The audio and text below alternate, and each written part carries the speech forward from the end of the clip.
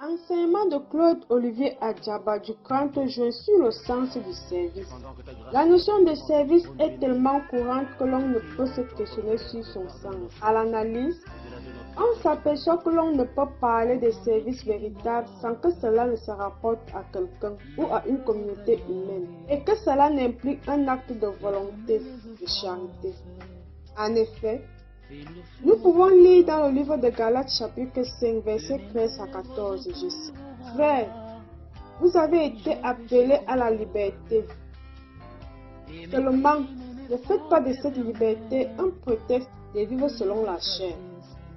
Mais rendez-vous par la charité serviteurs les uns des autres, car toute la loi est accomplie dans une seule parole. Dans celle-ci, tu aimeras ton prochain comme toi-même. » Fin de citation. Cela suppose l'écoute, l'accompagnement, l'accueil, la patience, la disponibilité de celui qui se met au service des autres. Ce qui suscite les questions suivantes. Qu'est-ce que le service? Et pourquoi servir? Qui devons-nous servir et dans quelles conditions? Sommes-nous obligés de rendre service? À la question qu'est-ce que le service et pourquoi servir, il en ressort que, du point de vue étymologique, le mot service vient du latin servitum, qui renvoie à l'esclavage. C'est dire dans un sens que le serviteur est soumis à un maître. Dans un tout autre sens, c'est un travail particulier que l'on doit accomplir. Il peut être la satisfaction d'un intérêt général. On parle alors de service public. D'un point de vue religieux, c'est l'ensemble des devoirs envers la divinité Dieu. C'est ce dernier sens que nous retenons pour notre analyse. Un être humain qui est conscient qu'il a mérité l'enfer et que c'est uniquement l'amour de Dieu manifesté par le Christ qui le sauve, aura au fond de son cœur un amour en retour pour ce Dieu si miséricordieux. Si nous n'avons aucun sentiment de gratitude, alors nous n'avons pas encore compris ce que Dieu a fait pour nous. Mais normalement, celui que Dieu a sauvé de l'enfer devrait ressentir de l'amour pour lui et souhaiter faire quelque chose pour son Seigneur. Le tout premier service qui plaît à Dieu, c'est de prier. À cet effet, il est écrit dans le livre de 1 Timothée chapitre 2, du verset 1 à 4, je cite: « J'exhorte donc, avant toute chose, à faire des prières, des supplications, des requêtes, des actions de grâce pour tous les hommes, pour les rois et pour tous ceux qui sont élevés en dignité, afin que nous menions une vie paisible et tranquille, en toute piété et honnêteté.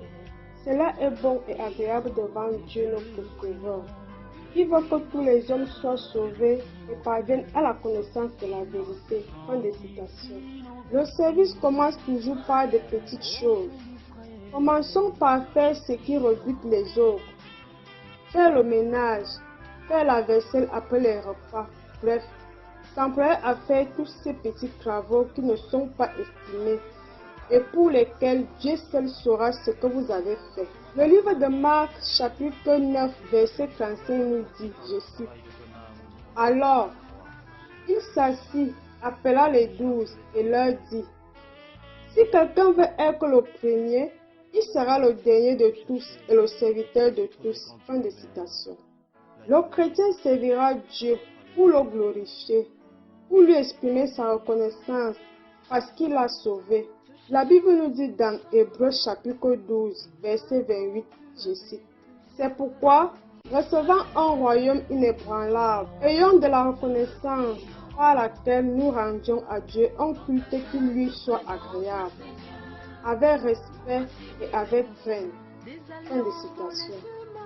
Pour être utile à son maître, 2 Timothée chapitre 2 du verset 21 nous dit, je cite: « Si quelqu'un donc se purifie de ces choses, il sera un vase à honneur, sanctifié, propre au service du maître et préparé pour toute bonne œuvre. » Fin de citation. Pour partager avec les autres ce qu'il a découvert en Christ, pour appeler les égarés à se tourner vers Christ. Voilà ce qui est bien devant Dieu, notre Sauveur, ce qu'il approuve. À cet effet, le Seigneur Jésus-Christ nous dit dans 1 Timothée chapitre 2, du verset 3 à 4, je cite. Car il veut que tous les hommes soient sauvés et parviennent à la connaissance de la vérité. Fin de citation. Le chrétien servira également son maître pour accomplir les œuvres que Dieu a préparées. Éphésiens chapitre 2, verset 10 déclare, je cite, car nous sommes son ouvrage, ayant été créés en Jésus-Christ pour de bonnes œuvres, que Dieu a préparées d'avance afin que nous les pratiquions. Fin de citation. Qui devons-nous servir et dans quelles conditions? Nous ne pouvons donner ce que nous avons reçu. La raison pour laquelle nous devons aimer et servir Dieu est qu'il nous a aimés et servi le premier en Jésus-Christ. Plus nous sommes conscients de son amour et en faisant l'expérience de notre vie, plus nous serons enclins à répondre en le servant par amour. Si nous voulons servir Dieu, la clé est d'apprendre à le connaître. Demandons au Saint-Esprit de nous le révéler davantage. La Bible dit dans Jean chapitre 16, verset 13, je cite, quand le Consolateur sera venu, l'Esprit de vérité, il vous conduira dans toute la vérité, car il ne parlera pas de lui-même, mais il dira tout ce qu'il aura entendu, et il vous annoncera les choses à venir. Fin de citation. Nous connaîtrons alors plus Dieu qui est amour. En effet, il est écrit dans 1 Jean chapitre 4, verset 8, je cite, celui qui n'aime pas n'a pas connu Dieu, car Dieu est amour. Fin de citation. Nous aspirons naturellement à l'aimer, à le servir en retour. Les serviteurs sont exhortés à obéir en toutes choses à Dieu avec simplicité de cœur. Ils doivent vivre dans la crainte du Seigneur, c'est-à-dire travailler en étant conscients de la présence de Dieu. Il est écrit à cet effet dans Exode chapitre 20, verset 20, je cite. C'est pour vous mettre à l'épreuve que Dieu est descendu, pour que sa crainte soit toujours en vous et que vous ne péchiez pas. Fin de citation. Tout doit être fait de bon cœur, de toute son âme, avec sincérité et profondeur, non simplement pour les apparences, mais pour le Seigneur et non pour les hommes, comme l'affirmaient les apôtres dans Actes chapitre 5, verset 29, je cite. C'est à Dieu qu'il faut obéir d'abord, non aux hommes. Fin de citation. L'homme doit servir le Seigneur avec dévouement. En le faisant, ses qualités et ses capacités croissent et les résultats sont impressionnants. Le Seigneur Jésus-Christ nous dit dans Jean chapitre 12, verset 26, je cite, si quelqu'un va me servir, qu'il me suive, et là où je suis, là aussi sera mon serviteur. Si quelqu'un me sert, le Père sera le récompensé.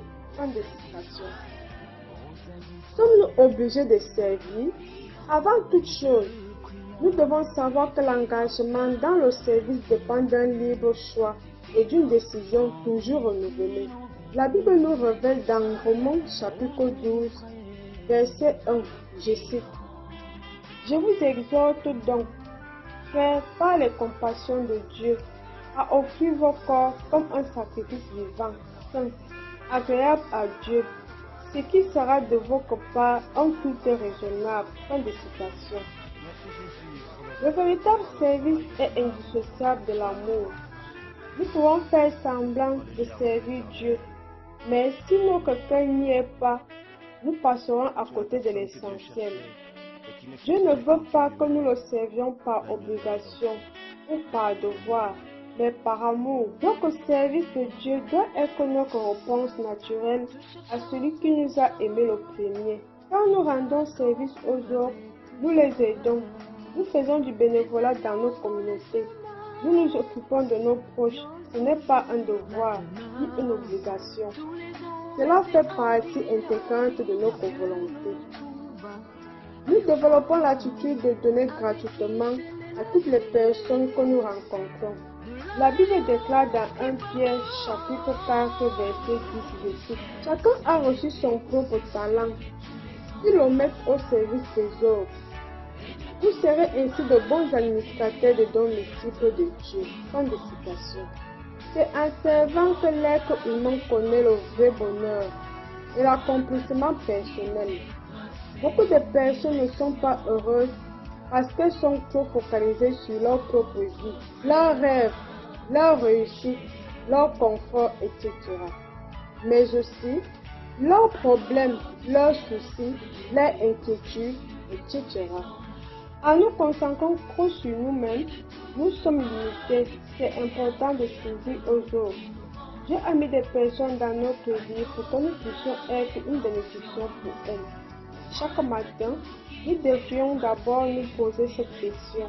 Quelle est ma mission aujourd'hui? Ensuite, nous rendre disponibles à aider ceux qui sont dans le besoin. Il est écrit à cet effet dans Romains chapitre 12, verset 20, je cite. Mais si ton ennemi a faim, donne-lui à manger. S'il a soif, donne-lui à boire, car en agissant ainsi, ce sont des charbons ardents que tu amasses sur sa tête. Fin de citation. Que Dieu vous bénisse.